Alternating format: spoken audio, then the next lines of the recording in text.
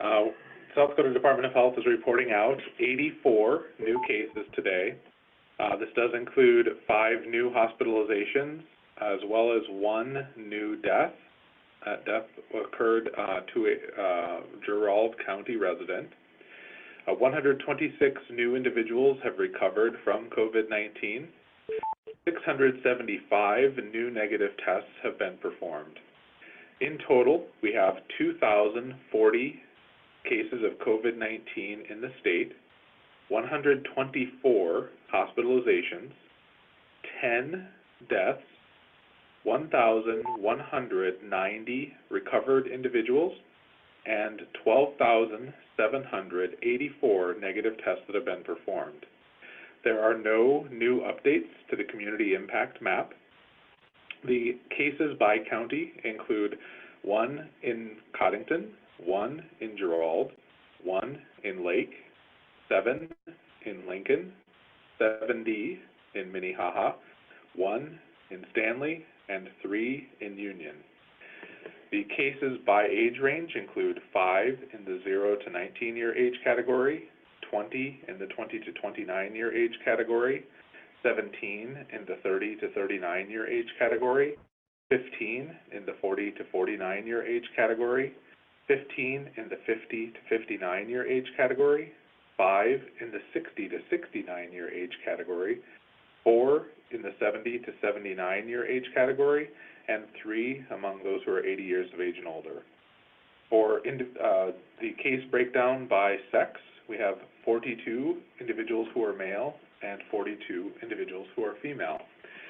The deaths that have occurred, so far we have a total number of deaths of 2 in Beadle County, 1 in Gerald, 1 in McCook, 5 in Minnehaha, and 1 in Pennington.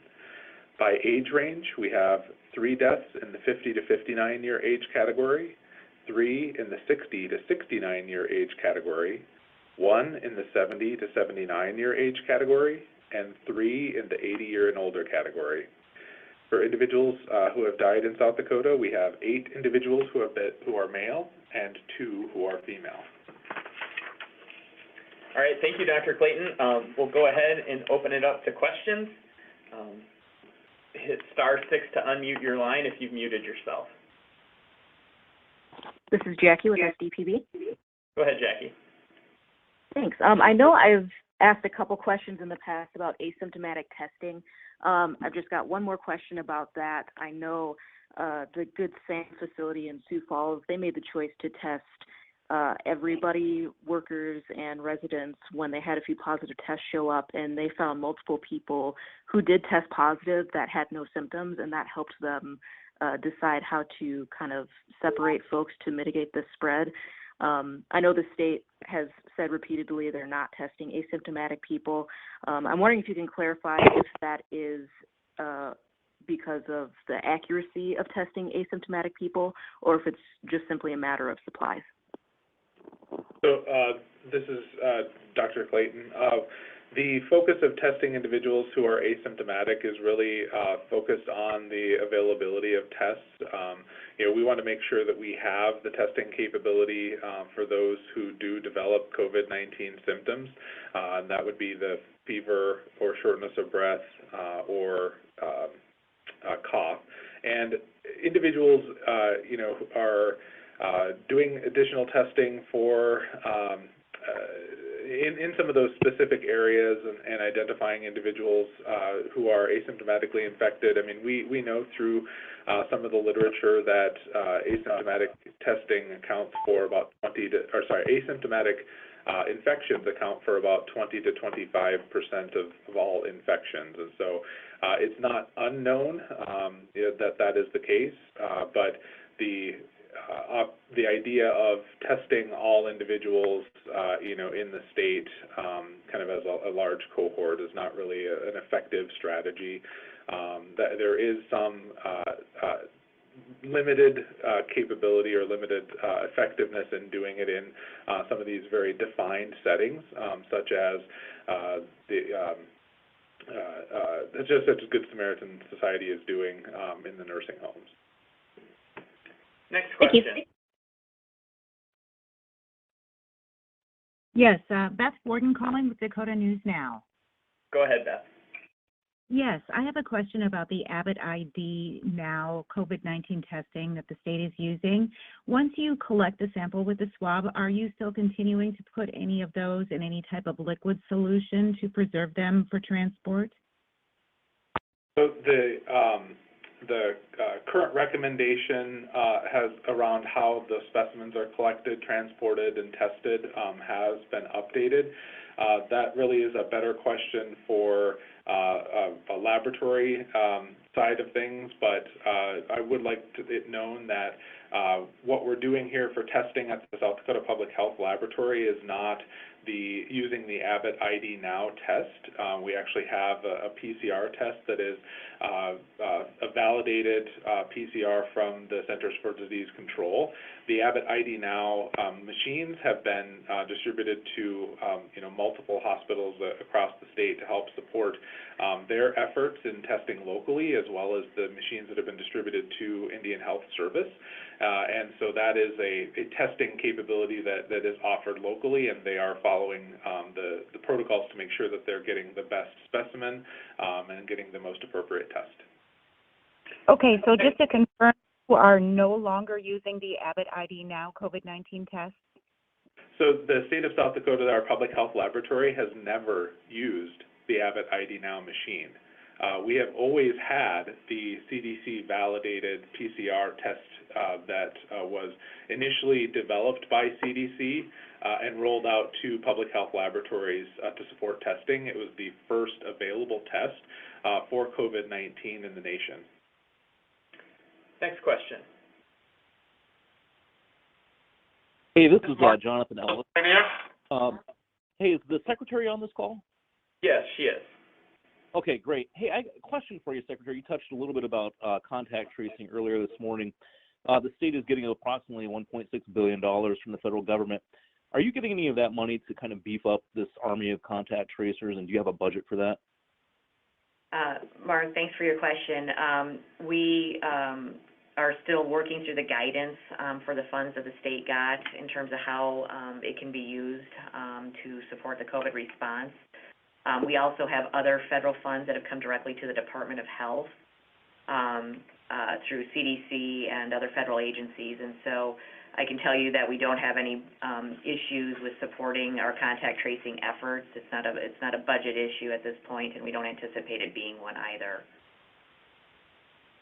Thank you. You're welcome. Next Mark question. from the Pioneer. Go ahead, Mark from the Pioneer.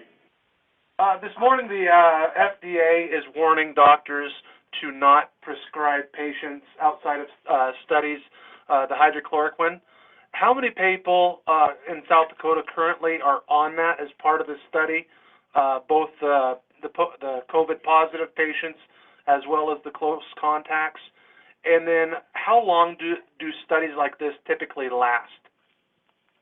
So this is Kim Elson-Rice, and I can speak to the clinical arm of the study that will be happening in South Dakota. Nobody has been enrolled in the study. As of now, we are still screening individuals, and so if people are interested in participating, there's a number available for them to call so that the process of vetting that individual and seeing if they're appropriate for the study would occur. We expect that once the study commences, which will be very soon here, that it will be about 6 months before we see the results. Next question. Yes, this is Carol Eggers with NBC. Go ahead, Carol. Following up on that, are you changing the guidance that you've been giving people to contact their doctors to get hydroxy now that the FDA is saying that it shouldn't be administered outside of a hospital or a clinical trial? Well, this is Kim again. This is a clinical trial, and so we are encouraging people that are interested to work with their provider and then determine and then contact the folks that are running the clinical arm of the study to see if the particular patient is a good candidate for it. But you've also been telling people who test positive to contact their doctors about taking it outside of the clinical trial. Will you continue to do that? So there's two arms to the study. Individuals who are positive can work with their provider to see if they should be treated with this particular drug. And then there's the clinical study that is the randomized placebo-based study that will be for folks that are not positive. Either way, people should contact their physician or provider to determine if this is an appropriate thing for them to consider. This is Stephen Groves from the AP. Go ahead, Stephen. So will people outside of the clinical trial still have hydroxychloroquine available to them? So positive cases of COVID-19 will have access to the drug if it's deemed advisable by their provider. Next question. Good morning. This is Joseph from the Capital Journal, please. Go ahead, Joseph. Thank you.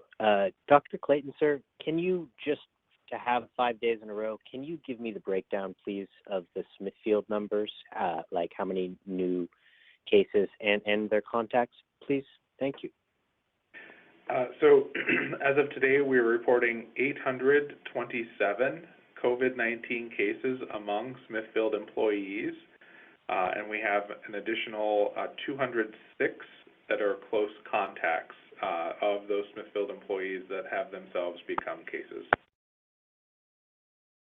Next question. Can I ask about the 206 close contacts? So that number has hovered about the same for the last few days. Is that because of community spread, or why do you see that number hovering about the same? I mean, that is information that we have, most available to us at the time. That does include individuals who are in the process of being tested, individuals who have tested negative, who are those close contacts. So, it's the product of kind of what's going on out there within the community, and the process of getting that information, back to us for any positive cases that have been reported. A follow-up on that, Dr. Clayton, for Stephen's question. Sir, because you're only testing high risk, high priority, and those folks, if you have a contact that you've told is, you have a possible contact, if they're not in those categories, until they show symptoms and are actually physically sick, you aren't going to test them. Is that why it kind of hovers and then jumps? So it's like, it's not, you're not going to, you're, like you continue to say, you're not testing everybody willy-nilly. Just because they came in contact doesn't mean they get tested. So numbers like these numbers are going to move in bunches. Is that make sense, that logic? Well, not that it would necessarily move in bunches and just be one glut of an update or anything like that in terms of total numbers increases. What we're really talking about is that individuals who are those close contacts, you're exactly right that they're not recommended just because of they're a close contact. They're not recommended to be tested.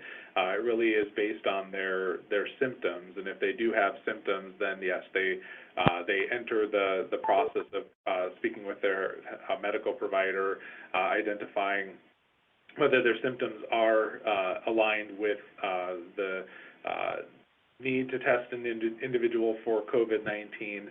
If that individual is tested, most of those tests are going to our local hospital laboratories for testing or to reference laboratories for testing, because we do have a focus on maintaining those that are in that higher risk populations, so the hospitalized individuals, the healthcare and other first responders, and then individuals living in or working in residential or institutional settings that are the priority groups for testing at the public health laboratory.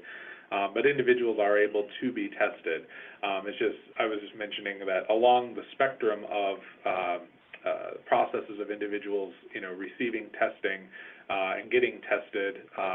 There's going to be individuals who are still awaiting their tests. Those that we've are receiving on a regular basis, all those positive and negative tests. It just has happened that we haven't had an update in terms of our testing numbers for those individuals who are close contacts that have themselves become cases. Final question. Hi, this is Christy Hine with the Washington Springs True Dakotan. Go ahead. Can you confirm if the DeKalb County death and the 2 new cases are in Washington Springs? And do you know if they have been contact traced to the Lane Cafe cases? So we are able to provide that they are DeKalb County residents. I'm unable to confirm that they are which city that they may live in. What I can specifically say is that we have no concerns about individuals, their exposures, being back to the Lane Cafe at this point through our investigation. Thank you. All right, thank you for joining us today. And just a reminder, we will not have briefings